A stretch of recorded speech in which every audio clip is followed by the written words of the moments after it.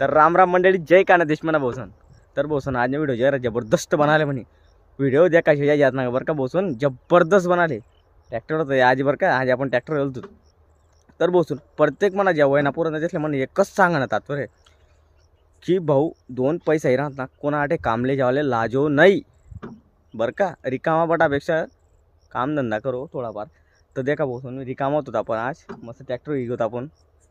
तर देखा तुम्ही देखू शकतास ते इतला वल्लावर आहे भयान जबरदस्त. आणि देखा तुम्ही दाखवला डेमो आहे देखा.